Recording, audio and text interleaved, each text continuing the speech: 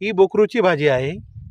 तिला असे पिवळे फुलं येतात आणि हे पानं जसे असतात तसे आपण हरभरा जेव्हा पेरणी करतो, हरभऱ्याची भाजी करतो आपण, त्याच पद्धतीने या पानांची भाजी पण हरभऱ्यांच्या भाजीसारखी लागते. आणि याला सुंदरसा असा फळ येतो पहा, हा बोकरूचा फळ, हा बोकरूचा फळ आहे. या फळाचं रोज सेवन केल्याने ना आपल्या शरीरातले मूतखडे हे विरघळून पडतात मित्रांनो. ही भाजी जिथं पाहिली तिथं ही भाजी मला दिसते पहा, बोकरूची भाजी. या भाजीमध्ये भरपूर प्रमाणात अँटीऑक्सिडंट्स असतात. ते शरीराला फ्री रॅडिकल्स लढून पेशींचे नुकसान होणाऱ्या संरक्षण करतात. पहा, परत मी तुम्हाला सांगतो, मूत्राशयाचे खडे, जळजळ व मुतखडा बाहेर टाकण्याचे काम ही बोकरूची भाजी करते.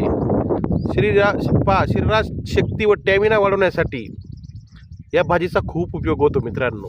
ही भाजी इतकी सुंदर आहे, आपण काहीही म्हणून हिला आपण गवत बनवून तिला उपडून फेकून देतो मित्रांनो. पण पुढच्या काळामध्ये अशा भाज्या आपल्याला दिसणार नाही मित्रांनो. तशा भाज्यांची मी ओळख करून देतो आहे आणि मी ती भाजींचे सेवन पण करतोय.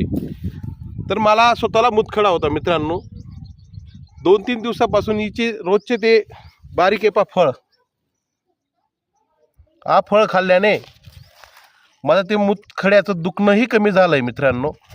म्हणून ही बोकरूची भाजी, हिचं जर सेवन आपण आठवड्यात एकदा जर केलं मित्रांनो, हिच्या कवळ्या पानाचं, तर आपले सांधेदुखी, सूज ही कमी होते आणि हार्मोनल समतोल राखण्यासाठी या भाजीचा उपयोग भरपूर प्रमाणात होतो. जिथंही पाहिलं तिथं ही भाजी मला दिसते आहे मित्रांनो. आणि ती भाजी मी आज घेऊनच जाणार आहो.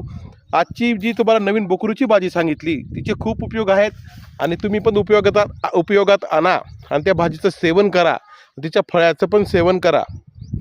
सुंदर भाजी अशी बोकरूची भाजी. धन्यवाद.